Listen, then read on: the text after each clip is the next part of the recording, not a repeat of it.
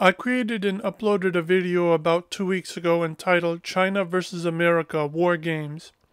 That video was based on a study by American think tank, the Center for Strategic and International Studies, CSIS.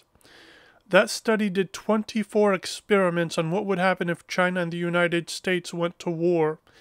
This same study revealed that the United States is not ready to fight China. Let's get into the article. U.S. not ready to fight China study. The Pentagon ran out of crucial missiles in the first week of a simulated clash for Taiwan. The U.S. does not have enough stockpiles of munitions or the industrial capacity to replenish them for a major military confrontation with China, a U.S. think tank has warned, citing a series of war games it conducted.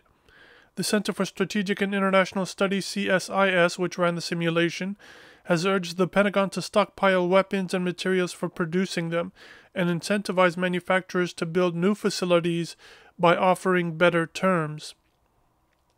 The CSIS, a nonprofit that lists among its donors major defense contractors which have an incentive to war with China and other nations, including these are some of the most notorious. I'm going to read them off.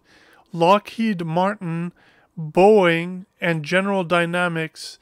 These are some of the same ones who profited during the wars, quote-unquote wars, in Iraq and Afghanistan. I don't consider them wars. These are one-sided hostile aggressions against Afghanistan and Iraq, including Lockheed Martin, Boeing, and General Dynamics, criticize the state of the U.S. defense industry as inadequate for today's competitive environment. And these motherfuckers, these fucking U.S. war corporations, love war. For profit, obviously. The production base cannot support a protracted high-intensity conflict, the report released on Monday stated.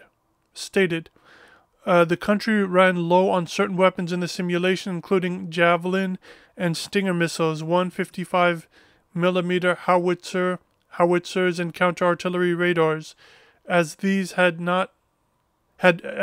been sent to Ukraine. In a possible conflict with China over Taiwan, again, this is what the war games was about. Whether if China invaded Taiwan, what would happen in the war between the United States and China? That's what the 24 experiment war games was about. In a possible conflict with China over Taiwan, which CSIS assessed may break out with little preparation time, this scenario may replicate. In nearly 24 iterations, it was about 24, so 24 is right, of a CSIS war game that examined a U.S.-China war in the Taiwan Strait. The United States typically extended more than 5,000 long-range missiles in 3 weeks of conflict, 4,000 JASSMs, 450 LRASMs, 400 Harpoon, and 400 Tomahawk land attack missiles, TLAMs, the report said.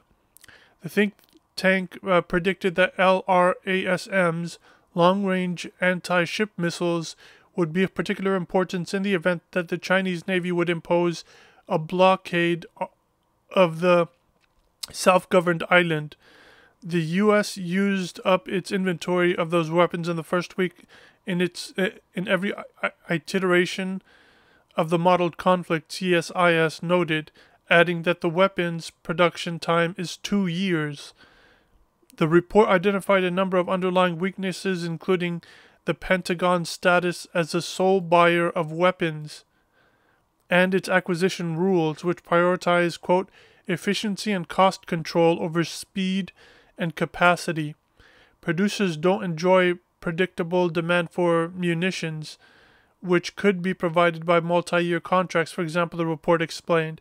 So investing seriously in capital and personnel is not a sound business decision for them.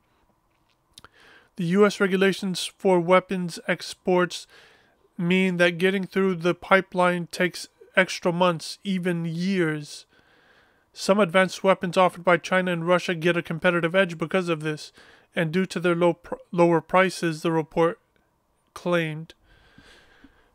So, and some people have commented that the military-industrial complex lobbyists, again, these corporations, the Lockheed Martins, the Boeings, the General Dynamics, they influenced this, and that they stand to make billions producing more unneeded weapons for the military-industrial complex, aka the U.S.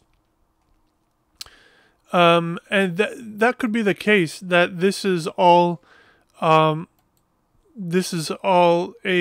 bid by these war corporations to continue selling weapons to the United States. But what do you guys think?